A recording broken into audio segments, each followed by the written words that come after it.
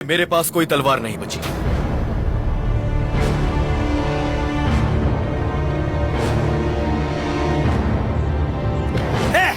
चलो।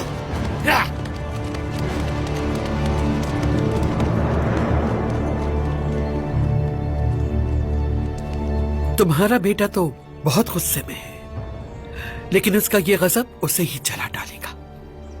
मेरे बेटे पर बात करने का आपको कोई हक नहीं। अपनी हद में रहिए जरा। क्यों नहीं?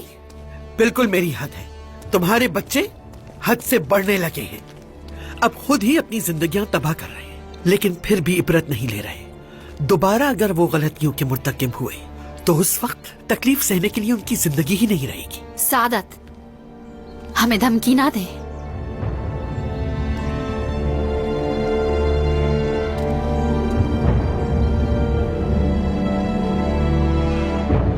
उस्मान साहब, आपने अपने बच्चे को बरतरफ कर दिया, लेकिन वो सच कह रहा था। शहजादी को देकर जान छुड़ाने का वक्त है। आप गलती पर हैं। हरगिज नहीं, हरगिज नहीं। उस्मान सरदार, ये मामला सिर्फ आपका नहीं, पूरी रियाया तकलीफ में है। इन सबको आग में मत झोंकिए। नहीं, मैं आपको अपनी सरजमीन जहन्नुम में बदलने नहीं दूंगा। याकूब साहब,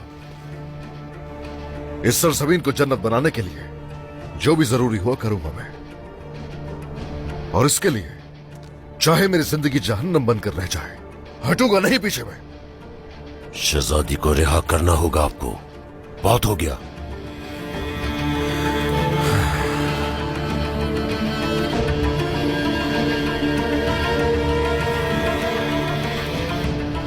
याकूब साहब, अगर शहजादी को उनके हवाले कर दिया तो इससे भी 10 गुना ज्यादा हम नुकसान उठाएंगे। समझ में क्यों नहीं आती ये बात? बेशक मुश्किलें आएंगी और हमले भी किए जाएंगे, लेकिन अगर हमारे हाथ कुछ न रहा तो कोई शक नहीं फना हो जाएंगे।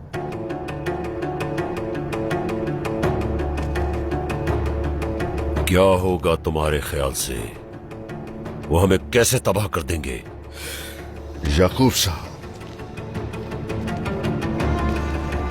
रियासत सल्जूक को तबाह करके वो हुक्म सादर करने लगे। हर चीज हथिया ली उन्होंने, और उसके बाद उसे करारगाह बना लिया अपनी, और अब मगरिब की तरफ बढ़ रहे हैं। उनके सामने खड़ा रहूंगा, उनका मुकाबला करूंगा। अगर वो मुझे जेर कर दे तो आपकी तरफ आएंगे। जब आप उनकी बात नहीं मानेंगे, उस सूरत वो आपको महसूल देने के लिए मजबूर भी करेंगे।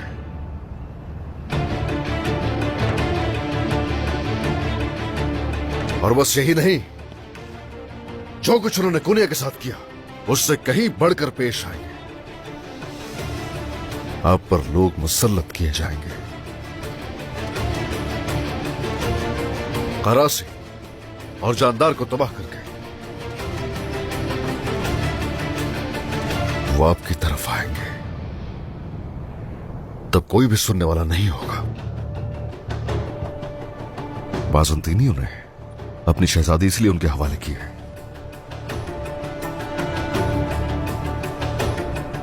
पहले ही बहुत आखिर हो चुकी है। मंसूबे तब्दील करने से मुश्किल होगी हम लोगों को, याद रखिए।